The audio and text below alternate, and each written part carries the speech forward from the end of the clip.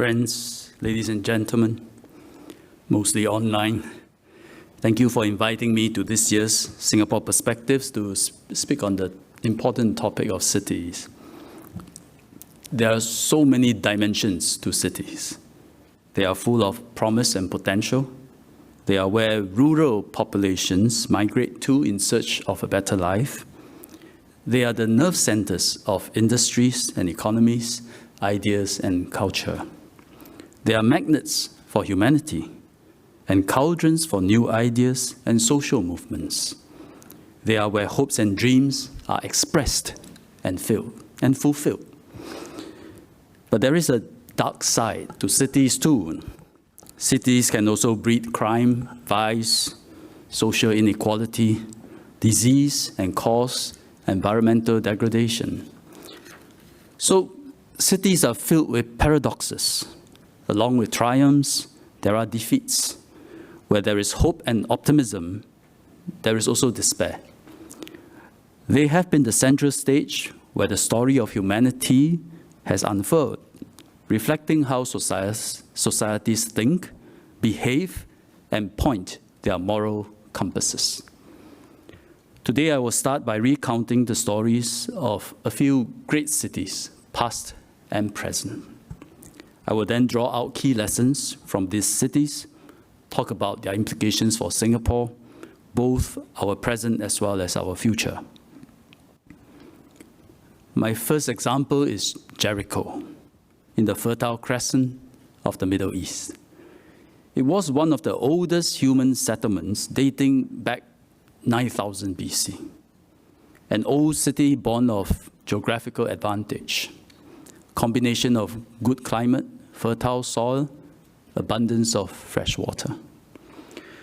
These conditions enabled hunter-gatherers to settle over time, and they cultivated crops.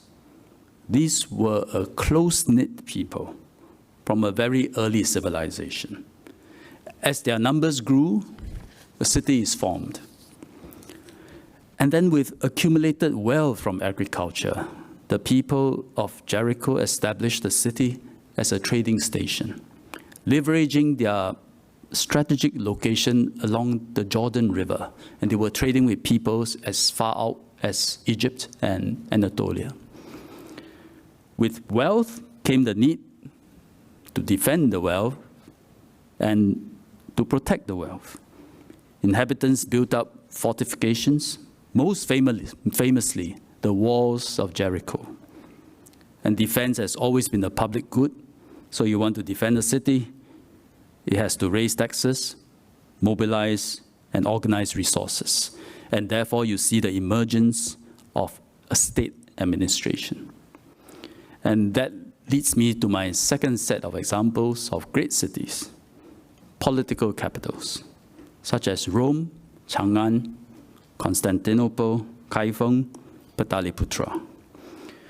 These two began as well-located settlements, but they gained strategic significance as their rulers consolidated territories around them, and eventually they became the full-fledged political and economic capitals of empires.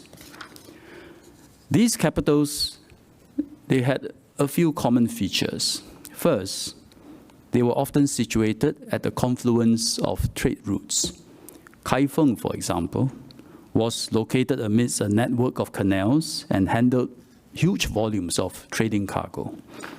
Trade was often state-sponsored and driven to provide the resources to sustain the empires. Two, these capitals had defensive advantages. For example, Constantinople guarded the only inlet to the Black Sea and surrounded by water on three sides, and this left it open to only land invasions from the west. But I think the Ottomans attacked them from the sea in the end. Three, they were the seats of great powers and developed significant military and technocratic powers as capitals of empires. For example, Rome had a governing state and an established code of law, which still forms the foundations of many modern legal and democratic systems today. The third set of examples are the present-day metropolises: New York City, Shanghai, Paris, Tokyo, Hong Kong, Singapore. With industry revolution and technological advancement came the free flow of capital, and the world became increasingly globalized. And the globalized world is characterized by complex networks of trade, financial services, maritime, aviation, infocoms, and other activities. And then these networks in turn need to be served by nodes or exchanges. And global metropolises that I listed managed to establish themselves as these nodes in a global economy. With technology, the influence span of a modern metropolis is no longer limited by the stamina of a horse, nor by the proximity to waterways and canals. Their significance is determined by the breadth of their networks, strategic clustering of industries, rich flows of capital and ideas, and most importantly, their ability to attract and retain talent from all over the world. Hence, London no longer depends on the Thames because it is no longer tethered to its maritime roots. Its transformation into a global financial center and a hub of creativity, culture, and the arts has allowed it to keep its position in the world. On the other side of the world, Silicon Valley and its smaller cities like Palo Alto, Cupertino, the startup and technological capital of the world, they have overtaken the coastal city of San Francisco. The idea of cities has therefore evolved from gatherings of close-knit people who settled where climatic and geographical conditions are most benign, to political and economic centers from which nations and empires were ruled and defended, to now, finally, financial and commercial hubs in a globalized and interconnected world. However they come to be, cities rise and fall with the tide of history.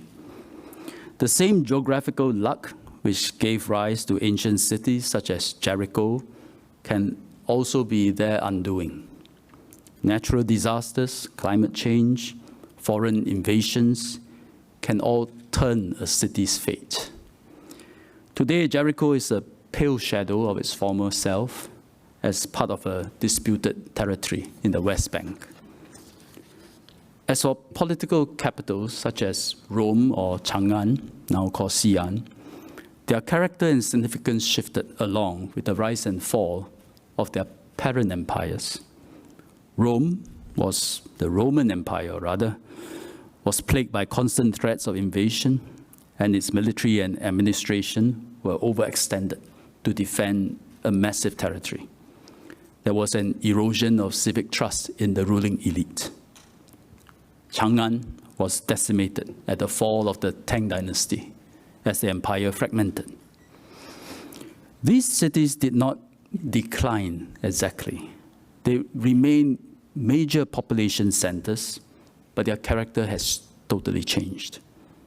Rome is still the capital of Italy, but the commercial center has since moved to Milan. Rome literally has layers of history buried below its surface. It makes it very hard for the city to redevelop and reinvent itself. As for the great modern metropolises, we can't take for granted we will always be there. We are constantly jostling for relevance in a hyper-competitive global economy. If a global node can be established, it can also be unplugged by a competitor. Maintaining the vibrance and relevance of a city over generations is therefore no mean feat. I cite these examples because I think there are lessons in each one that can enrich our collective endeavor to keep Singapore a thriving city at the cutting edge, as well as a stable and sustainable home for all of us. Singapore cannot be modeled against any of the examples I raised, and not even the modern metropolises. This is because history has made us unique. We are a city, we are a state, we are also a nation of one people, all rolled into one. In Singapore, we find some of the essence of New York City, of Chang'an, and also of Jericho. Our future success depends on us recognizing the importance and combining the essence of all three great cities, past and present. Let me start by talking about the New York City in us. We are a global economic node, and this is central to our survival as a city, the way we earn a living. Because without economic opportunities and the prospect of a better future for our people, a city loses its dynamism and its life. Especially for a city like Singapore, without a natural hinterland, maintaining our economic viability has always meant being connected to the world.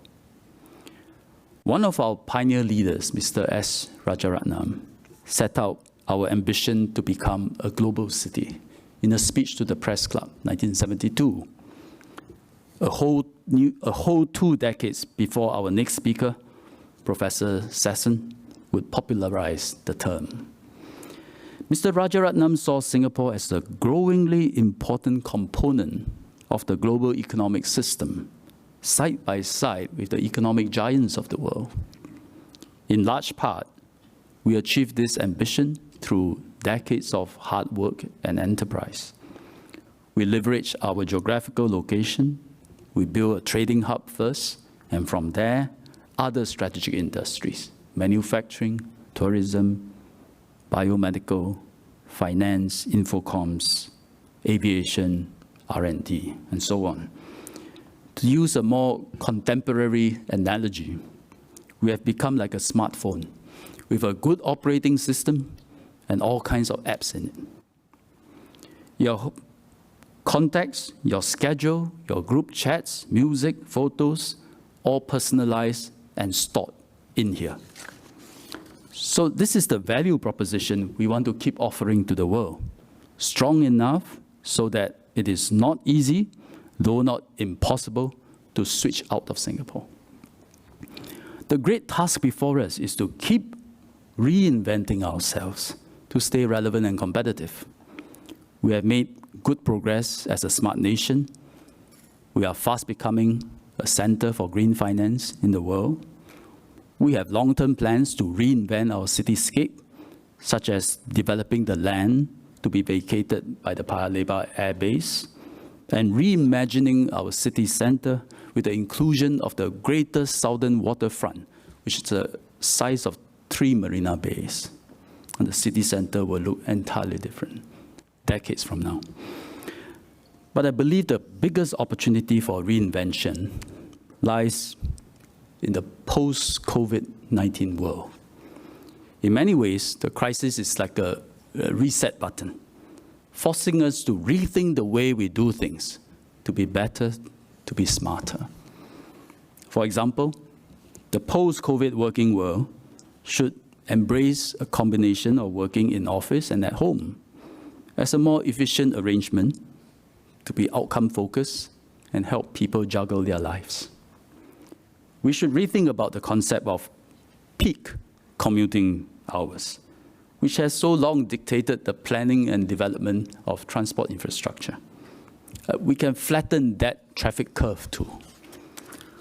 COVID-19 has pushed many hard-hit brick-and-mortar establishments onto digital platforms. And having gone through home-based learning, education is undergoing another renaissance, kicked off with every secondary school kid equipped with a personal device, embracing the digital medium for education and encouraging self-directed learning. And in healthcare, we now have a much better appreciation of the importance of primary care, which includes things like good hygiene, vaccinations, and home recovery with the help and support of telemedicine. This may be a new beginning for primary preventive care, which will be actually the most important component in a rapidly aging country. Through the pandemic, we have also positioned ourselves as a hub for vaccine manufacture and distribution. And the process of coping with the pandemic has tested our mettle as a city. We had to roll with the punches and adapt to all kinds of twists and turns. We didn't try to shut down every infection cluster, but we tried to brave through and ride the infection wave. And to do this, we have had to rely on people's personal responsibility and civic consciousness. We have to trust that people will do the right thing in testing themselves and isolating themselves if they are positive, tested positive. While all these have been done out of necessity, I believe it has helped us grow as a people. I hope it is the start of a societal attitude that is more forgiving of imperfections, embracing setbacks and failures, appreciating resilience, ruggedness, enterprise, and even being unconventional. There is also a Chang'an in us, even though we are no empire. This is because we need to run an effective state. In Singapore, our people do not have a choice between a freewheeling urban economic center or a quiet life in the suburbs. There is also no equivalent of a Washington, D.C., a Canberra, an Ottawa, or Brasilia outside our global city. This city is all we got. Within these 730 square kilometers lie all the possible choices for 5 million people. The government of Singapore, therefore, must defend our city, maintain law and order, must ensure all our infrastructure and services, from healthcare, education and transport, to utilities and refuse collection, libraries and parks, they are all well provided for and working well. What Singapore has been blessed with is a founding generation that has built up a good government with a capital G. This includes the various arms of the state, an executive branch that is effective and can get things done, a non-politicized civil service, and a judicial system that upholds the rule of law without fear or favor. It also includes democratic institutions such as Parliament, formed through free and fair elections. But the affairs of the state cannot run away from politics, and therein lies a duality. On the one hand, politics facilitates public discourse, puts the fate of the country ultimately in the hands of the people, keeps powers in check, and maintains accountability of the executive branch. On the other hand, politics gone wrong can polarize the population and destabilize societies. And we have seen many recent examples. So a critical factor for good governance is to get politics right. Rather than endless bickering and stalemates, the political process must be constructive and help bridge divides. The objective of politics must be to help the country find a way forward, even if the decisions involve very difficult trade-offs. And this is especially important to Singapore. For what we lack in resources and strategic mass, we can make up with nimbleness and unity of purpose and action. We may be small, but we can be fast, and we do things together. What are the starkest political differences that need to be reconciled today? Post-industrial revolution, throughout 19th and 20th centuries, the biggest conflict has been between the right and the left.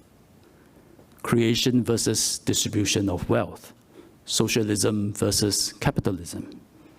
And that was the defining divide that characterized the political struggles of almost every country, an ideological struggle that defined modern history.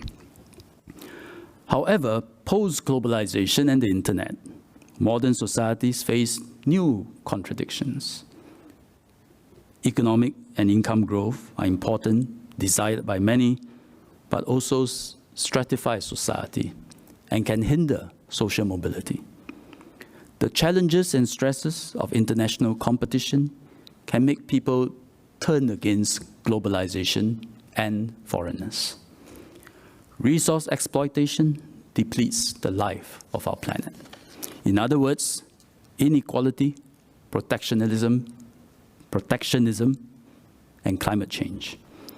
These are some of the biggest issues that nations and their governments across the world have to grapple with today. To reconcile the dilemmas of modern societies and deal with these issues, we actually need a strong state.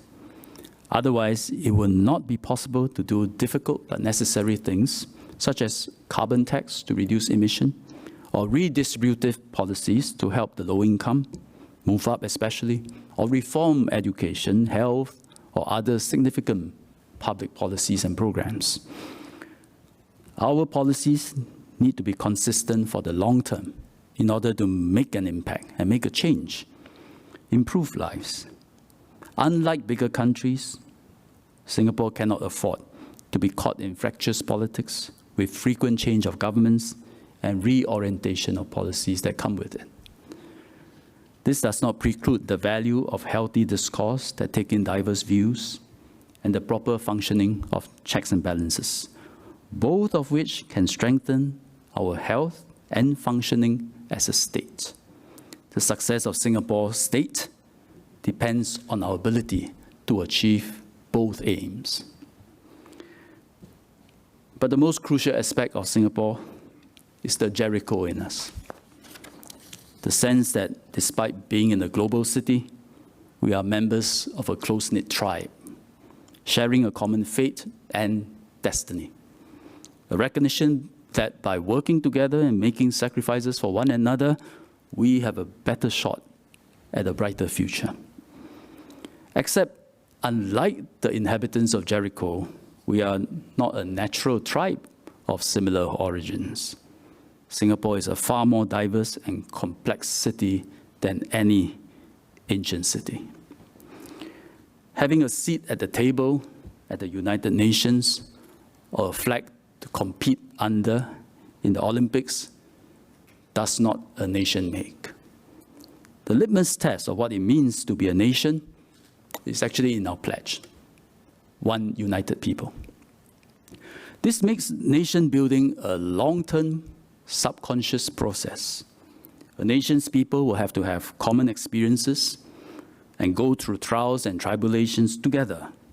Over time, that togetherness will forge common ideals that transcend primordial tribal instincts and overcome forces that deepen social fault lines. Then something mysterious can emerge beyond security, beyond making a living, beyond creature comforts, like the soul of a nation.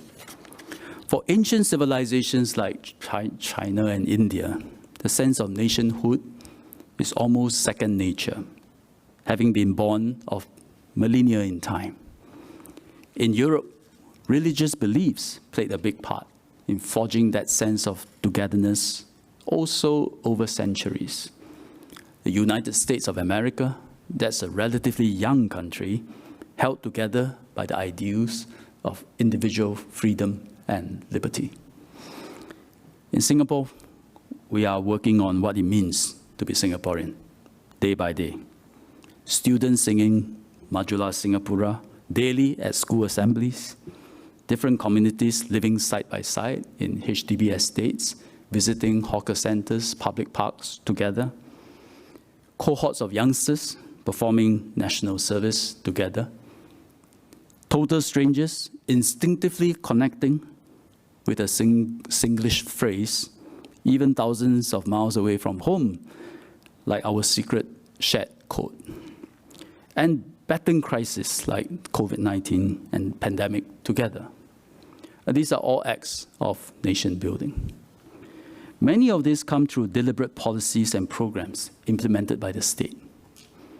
Take our bicentennial commemoration in 2019, for instance. We wanted to figure out what best describes the Singapore DNA. So after consulting widely, we shortlisted 3 descriptors: openness, multiculturalism, and self-determination. At the end of the exhibition at Fort Canning, members of the public were asked to vote for the descriptor that resonated with them the most. I did too. And by a wide margin, we chose self-determination. It is not surprising. Cities don't need it. Many states don't even think about it. But a young nation like us dreams of and cherishes self-determination. It was a pity COVID-19 disrupted the process and we could not take the exhibition further. But we should think of other ways to do so, because there is a growing consciousness about why we exist as Singapore and what makes us Singaporean. And to put that consciousness into words, it is perhaps this: that we are not just a keynote of the globalized world, but one that connects the East and West and different parts of Asia, creating vast opportunities that surpass the limits of our borders for our people and our future generations. That the consistent strengths of the institutions of state will always strive to ensure justice and fairness to all, uphold meritocracy, bring out the best of people, bridge our divides, and put us on the right path for the long term. That therefore in this nation, there is a solemn commitment to give every community that calls Singapore home a place under the sun, where everyone also exercises a spirit of give and take rather than pushing their own agendas at the expense of others. And in so doing, provide space for something we collectively own as Singaporeans to evolve over time.